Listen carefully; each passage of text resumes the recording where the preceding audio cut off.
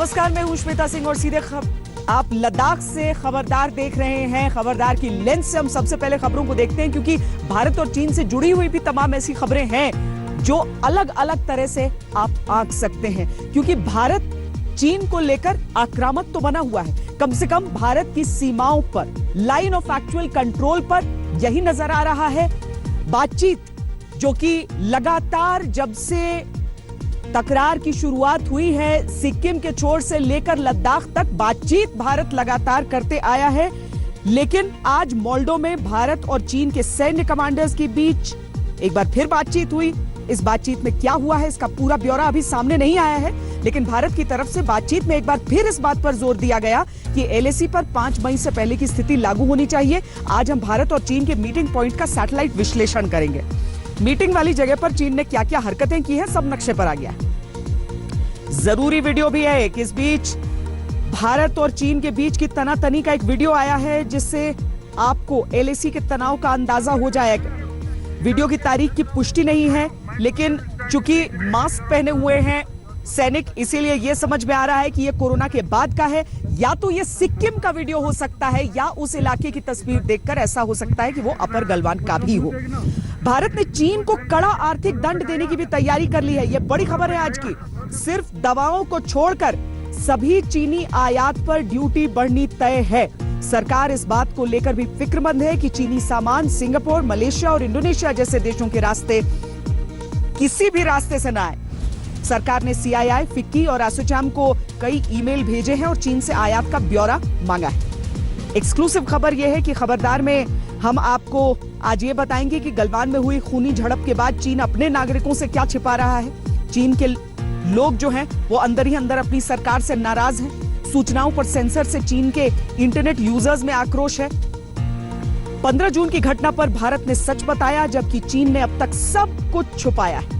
चीन के लोगों ने चीनी सेना को हुए नुकसान की जानकारी मांगी है। चाइनीज सोशल नेटवर्क वीबो पर लोगों का गुस्सा फूटा है। चीनी सैनिकों के रिश्तेदारों ने कहा है कि पीएलए के कई सैनिकों से संपर्क नहीं हो पा रहा है।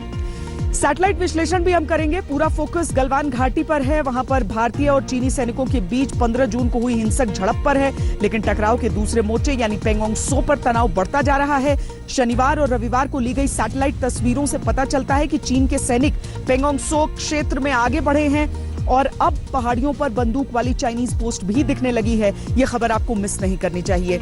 काम की खबर है कि पूरी दुनिया की फार्मा कंपनियां कोरोना के खिलाफ सुपर दवा की तलाश कर रही हैं। ये किसी युद्ध से कम नहीं है और इस संघर्ष में भारतीय फार्मा कंपनियां बहुत आगे हैं। कई कंपनियों को कोरोना के इलाज में काम आने वाली दवाई बनाने की मंजूरी मिल गई है। आज हम 3 ऐसी दवाओं का विश्लेषण करेंगे। इनके नाम है फैबीफ्लू, सिप्रेमी और कोविफोर। इन दवाओं का खर्च कितना है और किन हालात में इनके इस्तेमाल की मंजूरी मिली है, ये भी हम आपको बताएंगे।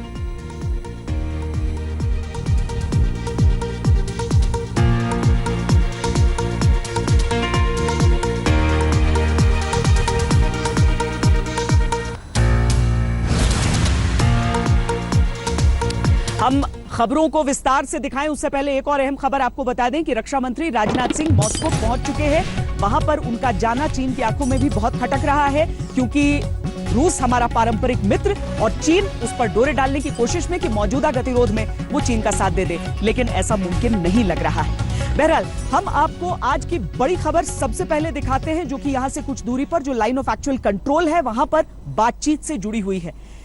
ये बातचीत चीन की सीमा में मोल्डो में हुई, जहां पर कोर कमांडर्स जो है दोनों तरफ के, यानी कि भारत की तरफ से लेफ्टिनेंट जनरल, चीन की तरफ से मेजर जनरल, उनके बीच बातचीत।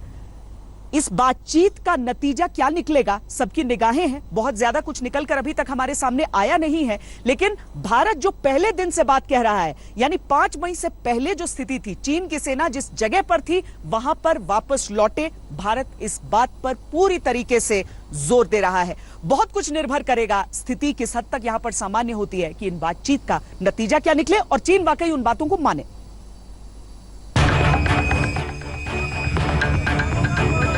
भारत चीन सैनिकों के बीच झड़प का यह नया वीडियो है।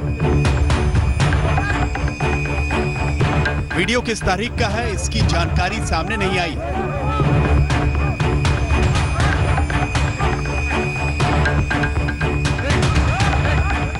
लेकिन हाथापाई कर रहे कुछ सैनिकों के चेहरे मास्क से ढके हैं, इसलिए अंदाजा लगाया जा रहा है कि मौजूदा परिस्थितियों में ही किसी दिन हुई झड़प का ये वीडियो है।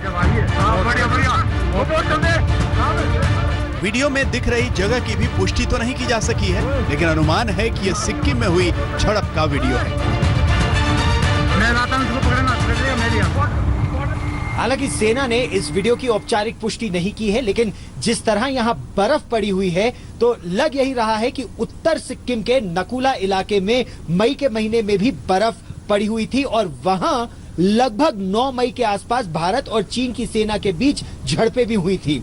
इस वीडियो में साफ दिख रहा है कि चीन की सेना उत्तर सिक्किम के नकुला इलाके में जहां घुसपैठ करने की कोशिश कर रही है, वहीं भारतीय सेना बहुत ही शांतिपूर्वक तरीके से शुरू में चीन की सेना से पीछे हटने को कह रही है और जब चीन की सेना हटने से इनकार कर रही है तब कंधे से कंधा मिलाकर भारतीय सेना चीन की सेना को पीछे खदेड़ रही है। खबरें ये भी आई थी कि इसमें चीन के कुछ सिपाही घायल हो गए थे।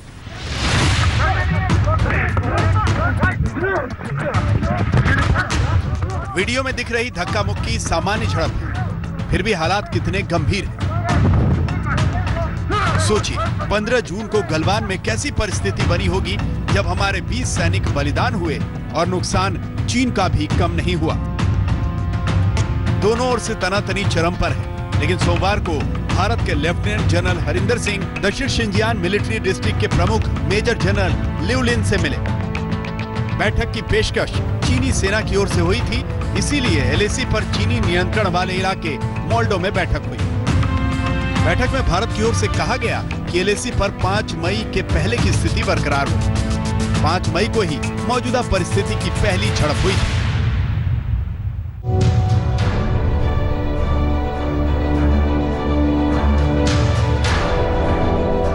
भारत एलएसी पर तनाव कम करने के लिए बातचीत तो कर रहा है, लेकिन चीन से मिले गलवान घटना के धोखे के बाद बेहद सतर्क है। सेना प्रमुख जनरल एमएम नरवणे इसी हफ्ते लद्दाख का दौरा कर सकते हैं। उन्होंने सोमवार को दिल्ली में सेना के कमांडर्स कॉन्फ्रेंस में सुरक्षा हालात पर चर्चा भी की है। गलवान नाला इलाके में 15 जून को खूनी भिड़ंत के बाद अब भारतीय सेना ने चीनी सेना के खिलाफ अपने रुख में बदलाव करते हुए आक्रामक रणनीति अपना ली है। दिल्ली में सेना प्रमुख जनरल मनोज मुकुंद नरवणे ने आर्मी कमांडरों के साथ बैठक की, तो वहीं सरहद पर चीनी सेना के साथ बैठक के दौरान भारतीय सेना ने साफ कर दिया कि चीनी सेना को मई 2020 की स्थिति में वापस लौटना होगा। मतलब साफ है, अब भारतीय सेना चीनी सेना को उसी की भाषा में मुंहतोड़ जवाब देने के लिए तैयार है। 15 जून की गलवान घटना ने वो स्थिति पैदा की है कि भारत चीन के बीच बहुत कुछ बदल गया है। इसलिए अगर एलएसी पर चीन ने हदें लांघी तो अब भारतीय सैनिकों के हाथ बंधे नहीं रहेंगे, जबकि अब तक भारतीय सैनिक समझौतों से बंधे हुए थे। भारत चीन के बीच 1996 के सैन्य समझौते का आर्टिकल 1 कहता है कि कोई पक्ष दूसरे के ऊपर सैन्य क्षमता का इस्तेमाल नहीं करेगा, कोई भी पक्ष दूसरे पर हमला नहीं करेगा जिससे शांति और स्थिरता को खतरा पैदा हो। 1996 के समझौते का आर्टिकल 6 कहता है कि कोई भी पक्ष दूसरे पर फायर नहीं करेगा, जैविक हमला नहीं करेगा, केमिकल हमला नहीं करेगा, ब्लास्ट ऑपरेशंस नहीं करेगा या एलएसी से 2 किलोमीटर के भीतर गोली या बारूद का इस्तेमाल नहीं करेगा। इसी तरह 2005 के समझौते का आर्टिकल 1 कहता है कि दोनों पक्ष सरहदी मुद्दों को शांतिपूर्वक और दोस्ताना बातचीत से हल करेंगे। कोई पक्ष किसी भी तरह दूसरे पर ना तो ताकत का इस्तेमाल करेगा और ना ही ऐसा करने की धमकी देगा। 2013 का समझौता भी कहता है कि कोई पक्ष अपनी सैनिक क्षमता का इस्तेमाल दूसरे के खिलाफ नहीं करेगा। गलवान वैली में जैसा व्यवहार चीनी फौजों ने हमारी फौजों के साथ किया, उसके लिए काफी आवश्यक था कि हम रूल्स ऑफ एंगेजमेंट बदलें। वो हमारे ऊपर भाला, बरसी और चेन लगी गदाएं लेकर कूद पड़े और हमारे 20 लोगों को मार गिराया। उस वक्त समझदारी इसमें थी कि हमारी फौजें अपने स्मॉल आर्म्स निकाल कर उन पर फायर करें, लेकिन हम लोग बिल्कुल आदर्शवादी तरीके से गए थे जैसा कि हमें हुक्म दिया गया था। लेकिन ये करना अब समझदारी की बात नहीं है। अगर हमारे ऊपर ऐसे हथियारों से वार हो जिससे कि हमको मौत जैसी इंजरी हो, तो हमें बंदूक निकालने और फायर करने की पूरी क्षमता होनी चाहिए। आपको बता दें कि इस तरह की जब सीमाएं होती हैं जहां पर दो देशों के बीच युद्ध न लड़ने का समझौता होता है, हथियार वहां भी रहते हैं, लेकिन उन हथियार को लेने का तरीका अलग होता है, यानी कि आपकी जो गन है वो नीचे की तरफ पॉइंट करती है, आप इस्तेमाल नहीं करना चाहते हैं उसका। लेकिन अब भारत सरकार ने अपनी तरफ से यह फैसला ले लिया है कि अगर सैनिकों को लगता है तो वो अपनी तरफ से गोली चला सकते हैं। ये फैसला लेने में हमारे जो सोल्जर्स हैं वो पूरी तरीके से सक्षम हैं कि दुर्गम परिस्थितियों में पेट्रोलिंग करते हुए, चीन को उसकी हद में रोकते हुए उन्हें कब इसकी आवश्यकता होगी, क्योंकि भारतीय सेना ने कभी उकसावे वाली कार्रवाई की नहीं है। भारत अपनी लोकतांत्रिक और सैन्य परंपराओं के आधार पर व्यवहार कर रहा है, लेकिन भारत के उलट चीन अब तक 15 जून के अपने मारे गए सैनिकों का आंकड़ा नहीं रख रहा। सोमवार को भी जब चीन के विदेश मंत्रालय से इस बारे में सवाल पूछा गया तो उसका कहना था कि हमें जानकारी नहीं। लेह से श्वेता सिंह और गौरव सावंत के साथ मंजीत नेगी, दिल्ली, आज तक। भारत में लगातार आप चर्चा ये देख रहे हैं, खासकर राजनीतिक चर्चा, कि भारत की भूमि पर कितने भीतर तक चीन दाखिल हो गया या फिर भारतीय सैनिकों से कहां चूक हो गई। इस तरह की चीजें बहुत ज्यादा चर्चा हो रही हैं, जबकि भारत में खुलकर बताया जाता है कि हमारे कितने सैनिक शहीद हुए हैं, कितनों को मारते मारते वो गए हैं इस दुनिया से। चीन में यह सब शेयर नहीं किया जाता है। चीन में नहीं बताया जाता है उनके नागरिकों को कि कितने सैनिक उसने अपने गंवाए हैं, कितने उसके मारे गए हैं, कितनी उसे क्षति हुई है। अभी तक चीन में लोग अधिकतर चुप रहते थे, लेकिन अब हमने ओपन सोर्स इंटेलिजेंस के जरिए यह पता आपके लिए किया है कि चीन में क्या इस बात को लेकर हाहाकार मच रहा है। कम से कम राजनीतिक आवाजें भली वहां पर दबा दी जाती हैं, आम जनता कुछ कह रही है कि नहीं कह रही है। देखिए, चीनी जो है वो ट्विटर, फेसबुक, इस तरह की चीजों पर नहीं रहते, उनके पास है वीबो। अब वीबो पर जिस तरह की नाराजगी हो रही है वो अगर आप देखेंगे तो हैरान रह जाएंगे, क्योंकि कई लोग तो ये भी कह रहे हैं कि पीएलए के कई सैनिकों से उनकी बातचीत तक नहीं हो पा रही है।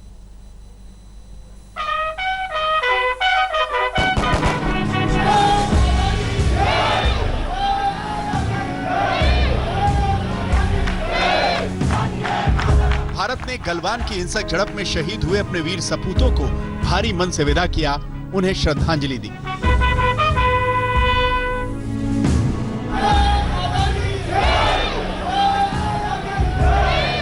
मैं देश को भरोसा दिलाना चाहता हूं, हमारे जवानों का बलिदान व्यर्थ नहीं जाएगा। पूरा देश इन शहीदों के पीछे खड़ा है और सबके मन में यही भाव है कि ये बलिदान व्यर्थ नहीं जाएगा। दुनिया के सबसे बड़े लोकतंत्र भारत ने अपने जवानों की वीरगति को स्वीकार किया और अपनी जिम्मेदारी निभाई। लेकिन चीन के आम लोग अब भी इस हिंसक झड़प को लेकर अंधेरे में हैं। वो नहीं जानते कि चीन के कितने जवान हताहत हुए हैं और चीन को इस टकराव में कितना नुकसान हुआ है। इस बात को लेकर चीन में घुटन भी है और आक्रोश भी। सूचनाओं को सेंसर करने वाले चीन के खिलाफ उसके अपने ही नागरिकों का गुस्सा फूट रहा है। चीन एक ऐसा देश है जहां सूचनाओं पर बहुत कड़ा नियंत्रण रखा जाता है।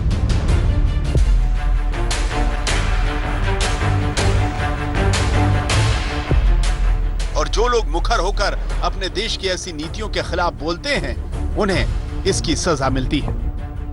चीन में बड़े पैमाने पर इंटरनेट यूजर्स अपनी सरकार के खिलाफ हैं, क्योंकि उन्हें गलवान में मारे गए चीनी सैनिकों की संख्या को लेकर अंधेरे में रखा गया है। चीन के ट्विटर जैसे सोशल नेटवर्क, वेबो के यूजर्स अब कह रहे हैं कि उनकी सरकार को असहज करने वाली सच्चाई स्वीकार करनी चाहिए। चीन के इस सोशल मीडिया यूजर ने भारत में शहीदों को श्रद्धांजलि देने की भावना की तुलना चीन में पीएलए को हुए नुकसान पर चल रही चुप्पी और सेंसरशिप से की है। वहां इंटरनेट यूजर्स पर चीनी प्रोपेगेंडा का असर नहीं हो रहा। इस तरह के दावे किए गए कि पीएलए के सैनिकों को इस झड़प में कोई चोट नहीं लगी थी, चीनी सेना को कोई नुकसान नहीं हुआ, लेकिन इंटरनेट यूजर्स इन दावों पर विश्वास नहीं कर रहे। चीन के कुछ इंटरनेट यूजर्स पीएलए के उन सैनिकों की हालत को लेकर चिंतित हैं, जिनकी पोस्टिंग लद्दाख क्षेत्र में हुई है। सामान्य चीनी नागरिकों ने सोशल मीडिया पर लिखना शुरू कर दिया है कि उनके अजीज जो पीएलए में शामिल हैं, उनसे संपर्क नहीं हो पा रहा। और बहुत से लोग ऐसे हैं जो चीन के सरकारी मीडिया पर बिल्कुल भी भरोसा नहीं करते। चीन का यह रिकॉर्ड रहा है कि वो लंबे समय तक राष्ट्रीय महत्व की सूचनाओं को दबाता और छिपाता है। ऐसा लगता है कि इस बार भी चीन के इंटरनेट यूजर्स को 15 जून को हुई खूनी टकराव का सच जानने के लिए लंबा इंतजार करना पड़ेगा। साई किरण कन्नन, आज तक। लाइन ऑफ एक्चुअल कंट्रोल पर यहां लद्दाख में बहुत सारे फ्लैश पॉइंट्स हैं भारत और चीन के बीच में। उनमें से ही एक है पैंगोंग सो, यानी कि वो लेक जिसका एक ज्यादा बड़ा हिस्सा चीन के पास रहता है और छोटा हिस्सा हिंदुस्तान के पास है, लेकिन चीन और आगे बढ़ने की फिराक में रहता है। सैटेलाइट तस्वीरें क्या कह रही हैं वहां के बारे में, क्योंकि वहां पर भी तनाव खत्म नहीं हुआ है। ये तस्वीरें क्या कह रही हैं, जरा देख लीजिए।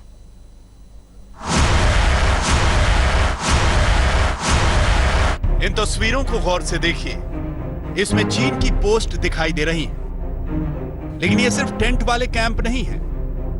इनमें से जो कुछ चीजें आप देख रहे हैं उन्हें पिल बॉक्स कहा जाता है। आप सोच रहे होंगे कि ये पिल बॉक्स क्या होता है, तो आपको बता दें कि पिल बॉक्स कंक्रीट के बने ऐसे ढांचे होते हैं जिनमें एक खिड़की जैसी जगह होती है जिससे हथियार निकालकर फायरिंग की जाती है। सामान्य परिस्थितियों में ऑस्ट्रेलिया के मैप एनालिस्ट नाथन रूजर द्वारा सार्वजनिक की गई जून की ये तस्वीरें उतनी चिंताजनक नहीं होती, लेकिन जब आप ये देखेंगे कि ये चीन की पोजीशंस किस जगह मौजूद हैं, तो आपका माथा ठनक जाएगा। आप इस वक्त जिस जगह को देख रहे हैं वो है फिंगर 4 का इलाका, जो पेंगोंग लेक के किनारे किनारे चलता है। हम आपको ये बता चुके हैं कि कैसे इस जगह पर चीन ने बहुत बड़ी तादाद में सैन्य तैनाती कर दी है और 62 से भी ज्यादा पोजीशंस बना ली हैं। ये चाइनीज पोजीशंस भारतीय सेना की पोजीशंस से सिर्फ 500 मीटर की दूरी पर हैं, और वो भी ऊंचाई पर। अब आप ये भी देखिए कि खतरा किस हद तक बढ़ गया है। शनिवार और रविवार को जो सैटेलाइट तस्वीरें ली गईं और नाथन रूजर द्वारा सार्वजनिक की गईं, वो बताती हैं कि चीनी सैनिक पहाड़ी के नीचे की तरफ आ रहे हैं और वो 300 मीटर से ज्यादा दूरी तय कर चुके हैं। चीनी सैनिकों की यह हरकत आक्रामक है और भारत को उकसाने वाली है। नाथन रूजर ने जो तस्वीरें प्रकाशित की हैं, वो इसे लद्दाख में चीन की तरफ से समझौतों और यथास्थिति का साफ साफ उल्लंघन मानते हैं। इन तस्वीरों को जूम आउट करते हैं और आपको दिखाते हैं कि चीन अपनी आक्रामक सैन्य तैनाती के जरिए क्या कर रहा है। फिंगर 4 और फिंगर 8 के बीच के क्षेत्र पर भारत अपना दावा करता है, लेकिन अब इस दावे पर चीन अपना अतिक्रमण कर रहा है। इसका सीधा सबूत है ये चाइनीज पोजीशंस। भारतीय सेना फिंगर 4 के पश्चिम में एक नई पोजीशन पर सीमित है और 2017 की झड़प के बाद से इस झील पर भी काफी सैन्य गतिविधियां लगातार हुई हैं। पिछले महीने भी यहां झड़प हुई थी। अब फिंगर 4 का बीच कुछ ऐसा दिखता है और यहां पर चीन के मिट्टी हटाने वाले यंत्र और मशीनें मौजूद हैं। इसके साथ ही 2 पेट्रोल बोट्स भी साफ देखी जा सकती हैं। चीन की यह सैन्य तैनाती सिर्फ एक ही मकसद से हो रही है और वो मकसद है पेंगोंग की यथास्थिति और LAC को बदलना। अब सवाल यह है कि भारत इसका किस तरह जवाब देगा। आज तक ब्यूरो। और अब आसमानी निगाहों से जमीन की हकीकत को विस्तार से समझने के लिए सीधे आपको लिए चलते हैं मेरे सहयोगी राहुल कमल के पास। राहुल, केवल और केवल आज तक के पास वो सैटेलाइट तस्वीर है उस जगह की जहां पर इस वक्त भारत के लेफ्टिनेंट जनरल हरिंदर सिंह और चीन के मेजर जनरल लियू लिन की बातचीत चल रही है। आइए मैं आपको दिखाता हूं। मैं आपको ये बताऊंगा पेंगोंग के हिसाब से, क्योंकि पेंगोंग अब वो जगह है जो सब लोग जानते हैं। फिंगर 4 अगर आप मैप पे देखते हैं तो उससे दक्षिण की दिशा में ये वो पीले रंग का गोला है जो कि भारत का BPM यानी बॉर्डर पर्सनल मीटिंग हट है। इस मीटिंग हट में ये बैठक चल रही है। उस जगह में मैं आपको लेके जाने वाला हूं। सिर्फ आज तक के पास ये एक्सक्लूसिव तस्वीरें हैं। ये जो इलाका है जब हम सैटेलाइट से देखते हैं तो इस तरह का दिखता है। ये बड़ा जो गोला है ये है भारत का मीटिंग हट कॉम्प्लेक्स, लेकिन जो भी सेना बातचीत बुलाती है, बैठक उसके कंपाउंड में होती है। तो उसके बाजू में यह है चीन का छोटा बीपीएम हट कॉम्प्लेक्स। और इस वक्त जो बातचीत चल रही है भारत के लेफ्टिनेंट जनरल और चीन के मेजर जनरल में, वो इस इलाके में चल रही है। मैं आपको और नज़दीक लेके जा सकता हूं दिखाने के लिए। उसके ठीक बाजू में एक चाइना का फ्लैग पोजीशन है और वहां पर ये कॉम्प्लेक्स है। हम आपको ज़मीन से भी दिखा सकते हैं कि ये कैसा दिखता है। ये है भारत का बीपीएम कॉम्प्लेक्स जो कि उसके ठीक सामने है। वहां पे 3 हेलीपैड हैं जहां पर हमारे हेलीकॉप्टर्स लैंड कर सकते हैं। जब आप ज़मीन से तस्वीर खींचते हैं तो ये इलाका कुछ ऐसा दिखता है। ये है भारत का बीपीएम जो मैंने आपको दिखाया, और ये है चीन का वो कॉम्प्लेक्स जहां पर इस वक्त केवल आज तक के पास ये तस्वीर है। ये वो कॉम्प्लेक्स है जहां पर इस वक्त ये बहुत अहम बैठक चल रही है जो कि दिखाएगी कि यहां से आगे चलकर भारत और चीन की सेनाओं के बीच में लाइन ऑफ एक्चुअल कंट्रोल पर होगा क्या। अब तक हमारा जो सारा ध्यान था वो केंद्रित था या फिर पेंगोंग के इलाके में, इस इलाके में जहां पर फिंगर्स के इलाके के इर्द गिर्द भारत और चीन की आर्मीज हैं, या फिर हमारा ध्यान केंद्रित था गलवान घाटी में जहां पर पेट्रोल पॉइंट 14 के इर्द गिर्द ये मुठभेड़ हुई 15 जून को। आज मैं आपको लिए चल रहा हूं हॉट स्प्रिंग्स के इलाके में, गर्म चश्मे के इलाके में, जहां पर भारतीय सेना का गोगरा पोस्ट है। उसके नजदीक पड़ता है पेट्रोल पॉइंट 17, और वहां पे मैं आपको इसलिए लिए चल रहा हूं क्योंकि हमारे पास इस इलाके की 2 सैटेलाइट तस्वीरें हैं, और उस सैटेलाइट तस्वीर में अब तक का सबसे बड़ा मिलिट्री बिल्डअप आप खुद अपनी आंखों से देख सकते हैं। कुल मिला के आपकी जानकारी के लिए जिस इलाके में मैं आज आपको लेके जा रहा हूं वो फिंगर्स इलाके पेंगोंग झील से करीब 70 किलोमीटर उत्तर की दिशा में पड़ता है, और जिस इलाके में मुठभेड़ हुई उससे ये पूर्व की दिशा में 90 किलोमीटर पड़ता है। इस गोल इलाके में मैं आपको लेके चलने वाला हूं।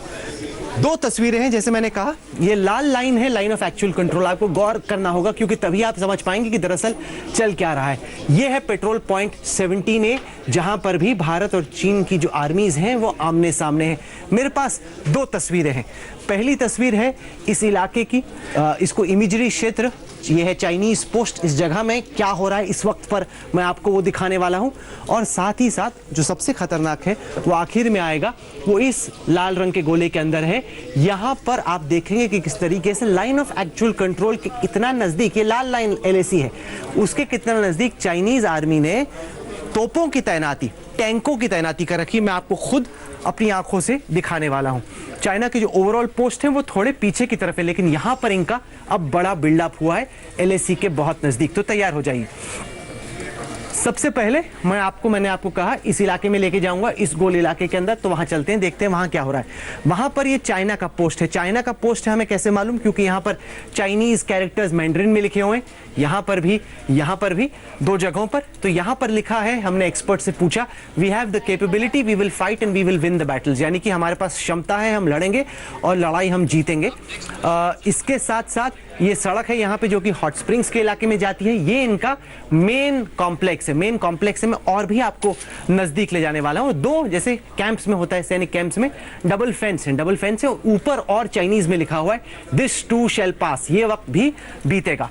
आइए हम आपको और नजदीक लिए चलते हैं। तो ये अब आप देखिए यहाँ पर कई सारी जो सैनिक गाड़ियां हैं एक लाइन में तैनात हैं। यहाँ पर इन्होंने कैमोफ्लाज नेट के नीचे कई सारी जो अपनी बड़ी गाड़ियां हैं उनको छिपा के रखा है। तो कैमोफ्लाज नेट है, इसलिए एग्जैक्टली कौन सी गाड़ी है तो नहीं पता चल रहा, लेकिन गाड़ियों को नेट के नीचे रखा हुआ है। यहाँ पर देखिए इनके टैंक्स हैं, ये इनके कई सारे टैंक्स हैं जो कि इन्होंने यहाँ पे लगा रखे हैं, नेट के नीचे छिपाए हुए हैं। और यहाँ पे हेलीपैड भी है, और यहाँ मतलब एक पार्किंग के तौर पे भी यूज हो सकता है गाड़ियों को खड़ा करने के लिए, हेलीपैड का भी इलाका है। मैं आपको दिखा रहा हूँ हॉट स्प्रिंग्स के इलाके की तैनाती। अगली तस्वीर देखिए, यहाँ पर इनके कोयले का भंडार है ताकि यहाँ पे सैनिकों को बिजली मिलती रहे। साथ ही साथ आप देखें यहाँ पर इनका एडमिन ब्लॉक है। एडमिन ब्लॉक हमें कैसे मालूम, कि सबसे बड़ी बिल्डिंग वहीं पे है, वहीं पे उनका हेडक्वार्टर्स है इस बेस का। साथ ही साथ यहाँ पे कई सारे सोलर पैनल लगा रखे हैं ताकि इनको सूर्य की ऊर्जा से भी बिजली मिलती रहे। ये आप देख सकते हैं, साफ तौर पर आपको नजर आ रही है सड़कें जो बना रखी हैं, 2 फेंस इन्होंने बनाए हुए हैं। ये इनकी मेन बिल्डिंग है इस कॉम्प्लेक्स की, और ये इनकी इंटरनल फेंस, अंदरूनी फेंस है, 2 फेंसेस है। इसके अलावा हमारे पास और तस्वीरें हैं। अब मैंने आपको अब तक जो दिखाया था वो इस इलाके का ब्यौरा था। अब जो मेरे हिसाब से सबसे खतरनाक है, क्योंकि ये लाइन ऑफ एक्चुअल कंट्रोल के बेहद नजदीक है, इस इलाके के भीतर मैं अभी आपको लेके चलने वाला हूं, और आप हैरान हो जाएंगे जब आप देखेंगे कि वहां पर किस तरह का मिलिट्री बिल्डअप है। पहले तो इस तस्वीर को देखिए, ये ठीक उसी जगह की सैटेलाइट तस्वीर है 2016 के साल से, जो दिखाती है कि पूरा इलाका एकदम बंजर है, यहां पर कुछ भी नहीं है, कोई साजो सामान नहीं, कोई सैनिक इक्विपमेंट नहीं। अब तैयार हो जाइए अगली तस्वीर देखने के लिए, क्योंकि जैसे ही आप अगली तस्वीर में आते हैं तो आपको नजर आता है यहाँ पे टाइप 63 टैंक्स। अब ये टाइप 63 टैंक है, हमें कैसे मालूम? क्योंकि हमने मिलिट्री के एक रिटायर्ड सैटेलाइट इमेजरी एक्सपर्ट के साथ काम किया। आप 12 टैंक लगे हुए हैं, उनको देख सकते हैं। यहाँ पर इनके टेंट हैं, इनके सैनिकों के रहने के लिए, उनके सोने के लिए। यहाँ पर इन्होंने आर्टिलरी गन पोजीशंस बना रखी है, मेरे साथ गिनिए, 1 2 3 4 5 6 7 8 9। किसी ने भी कभी तोपची टाइप की अगर मिलिट्री एक्सरसाइज देखी हो जहां पे आर्टिलरी की गन्स इस्तेमाल होती हैं, तो ये उन्होंने एक आर्टिलरी गन पोजीशन बनाई हुई है। यहां पर इन्होंने अपने वाहन छिपा के रखे हुए हैं, यहां पर इनकी और गाड़ियां हैं। ये आप तस्वीर देखिए, आपको और नजदीक लेके जाता है। ये इनके टैंक्स हैं। अगर आपने कभी वीडियो गेम खेली हो या आपने दूर से देखा हो तो आपको नजर आएगा कि टैंक के आकार में यहाँ पे 12 टैंक्स हैं। ये इनके टेंट्स हैं, ये इनके बड़े वाहन हैं।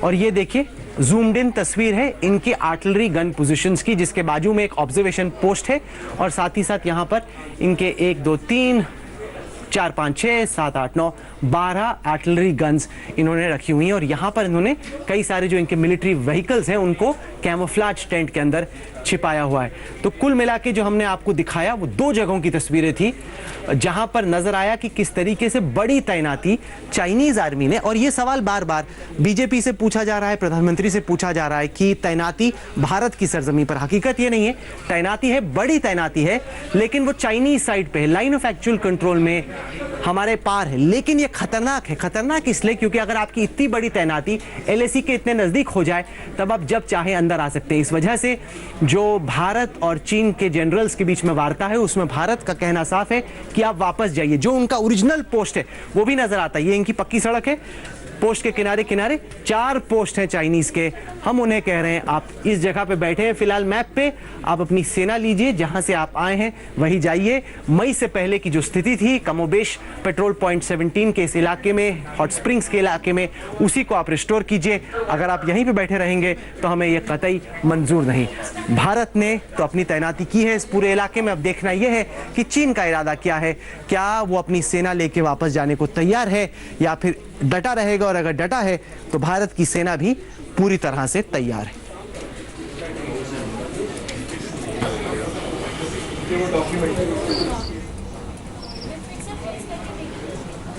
तो आपने देखा किस तरीके से सैटेलाइट की नजरों से कुछ छुपता नहीं है। चीन अपनी तरफ से कुछ भी कहता रहे, लेकिन सैटेलाइट तस्वीरें लाइन ऑफ एक्चुअल कंट्रोल के बारे में क्या कह रही हैं यह स्पष्ट होते जाता है अगर आप बारीकी से इस पूरे इलाके को देखें तो। इस सब के बीच राजनाथ सिंह रूस दौरे पर हैं, जहां पर वहां की जो विक्ट्री डे परेड होती है उसमें शिरकत करने के लिए वो जा रहे हैं। लेकिन माना यह जा रहा है कि बहुत सारी और चीजें हैं जो एजेंडे पर रहेंगी। मसलन रूस की तरफ से जो हम हथियार लेते हैं उनको लेकर बातचीत, और चीन और भारत के बीच जो कुछ चल रहा है उस पर भी अपने पुराने मित्र से चर्चा।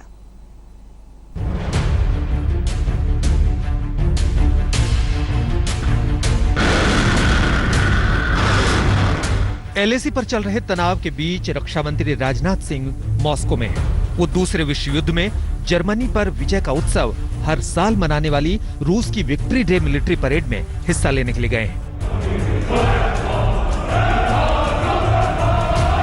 लेकिन चीन के साथ चल रहा टकराव ही राजनाथ सिंह के इस रूस दौरे का असली फोकस होगा। हालात को सामान्य करने में रूस की भी बड़ी कूटनीतिक भूमिका हो सकती है। पूर्वी लद्दाख में चीनी सेना के साथ बढ़ते सैन्य तनाव के बीच रक्षा मंत्री की रूस यात्रा कई मायनों में अहम है। खासतौर से इस वक्त चीन के मुकाबले में लेह में तैनात लड़ाकू विमान सुखोई और T-90 जैसे टैंकों के जरूरी कलपुर्जों के साथ ही सेना को दूसरे सैन्य साजो सामान की भी जरूरत है। ऐसे में भारत उम्मीद कर रहा है कि रूस एक पुराना मित्र होने के नाते इस मुश्किल समय में भारत का साथ देगा। इसकी पूरी संभावना है कि जब राजनाथ सिंह रूस के रक्षा मंत्री सर्जे शोगु से मिलेंगे तो बातचीत में LAC पर भारत और चीन के टकराव का मुद्दा जरूर आएगा और इस बातचीत में रक्षा सौदे भी प्रमुखता से शामिल होंगे। राजनाथ सिंह इस बात पर जोर देंगे कि भारत को रूस से S-400 सिस्टम जल्दी मिल जाए। भारत ये भी चाहता है कि 12 सुखोई 30 MKI और 21 MiG-29 उसे मिल जाए।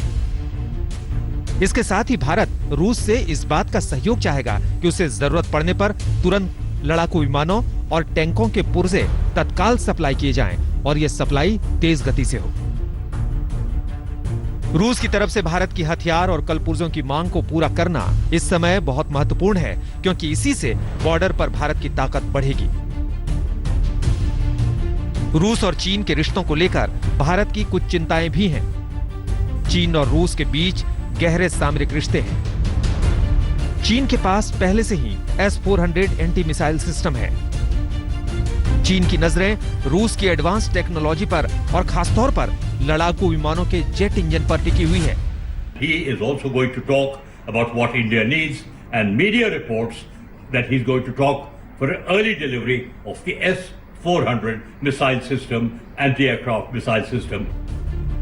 भारत इस समय कूटनीति की एक भी बिसात छोड़ नहीं रहा। राजनाथ सिंह मॉस्को में हैं, तो विदेश मंत्री एस जयशंकर भी मंगलवार को रूस, भारत और चीन के विदेश मंत्रियों की वर्चुअल बैठक में हिस्सा लेने वाले हैं। इस मीटिंग में भी बॉर्डर पर चल रहे तनाव पर चर्चा होगी। गीता मोहन के साथ मंजीत नेगी, दिल्ली, आज तक।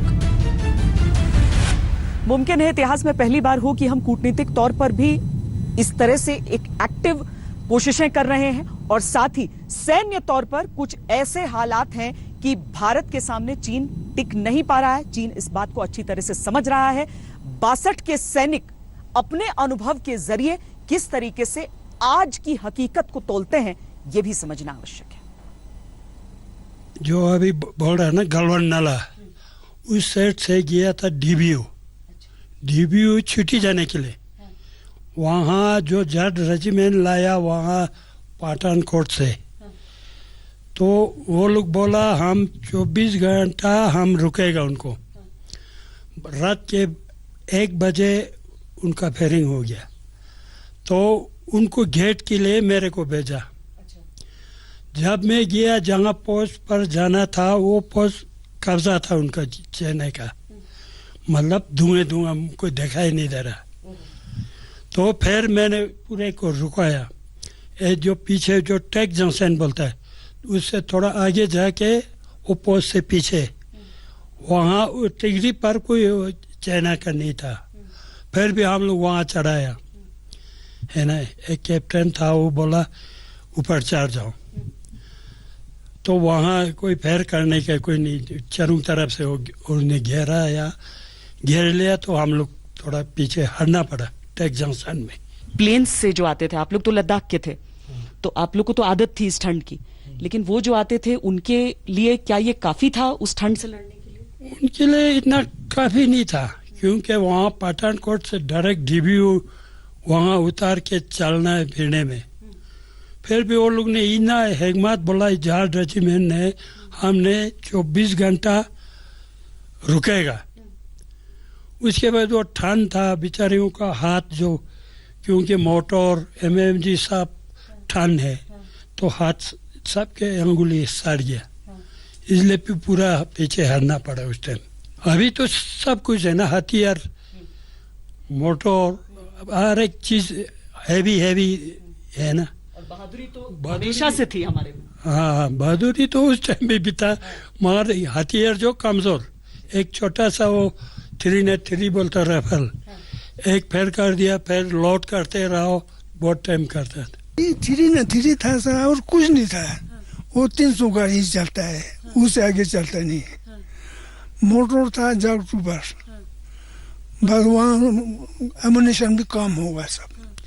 चाइना क्या लेकर आता था, कैसी बंदूक? चाइना तो ऑटोमेटिक ऑलरेडी उनके पास होता ही सब। उनका पॉपुलेशन बहुत होता है ये सब फौजी, क्योंकि हमारा हथियार भी अच्छा है, रोड भी पहुंचा हुआ है। अब कुछ प्रॉब्लम नहीं। उस वक्त तो हम 21-22 दिन चलना पड़ता है जनाब, जहाँ घास हो वहाँ घोड़ा को रेस देना पड़ता है, तभी फिर डीबी में बड़े मुश्किल से पहुंचता सर। उस टाइम से चाइनीज घोड़ों पर आ जाते थे, लेकिन हमारे सैनिकों को पैदल चलना पड़ता। उसकी गाड़ी भी वहाँ डिब्बों में पहुंचा उनका, ये जो बीकान का रंग जो जैसा गाड़ी होता है उनका, वो पहुंचा सब डीबी में। मतलब उस जमाने में भी उनके पास डीबीओ तक की सड़क थी? डीबी में गाड़ी पहुंचा है। हाँ सर। लेकिन अब हमारे पास भी है। अब तो हमारे पास तो डीबी तक गाड़ी जाता है सर, क्या प्रॉब्लम नहीं, कुछ प्रॉब्लम नहीं, हर चीज सामान पहुंचता है। अगर कह दिया जाए कि लड़ना है तो हमारी फौज उनको हरा सकती है? नहीं, वो तो बड़े आराम से हरा सकता है सर, ये सब प्रॉब्लम नहीं है। लगातार हम 2 आदमी के बीच में एक घोड़ा मिलता था सवारी के लिए, तो वो 1 घंटा वो चलना, 1 घंटा हम पैदल चलना, जहाँ हमारा पानी के किनारे पहुंचा तो वो रुकना, फिर दोनों चढ़ के पानी क्रॉस करता था। पानी जो है हम क्या करता था, दिन में 25-26 क्रॉसिंग होता था, तो कभी कभी जो है थोड़ा पानी रहता तो हम क्रॉस कर लेता था जूता के सामने रफल लेके 50 रोंदी उठाकर, तो हम चला। उस टाइम अपना झोला साथ में, वहाँ बिस्तर के लिए हमारा लोकल स्टैंडिंग पोनी था, फिर उसके साथ ऊन भी था।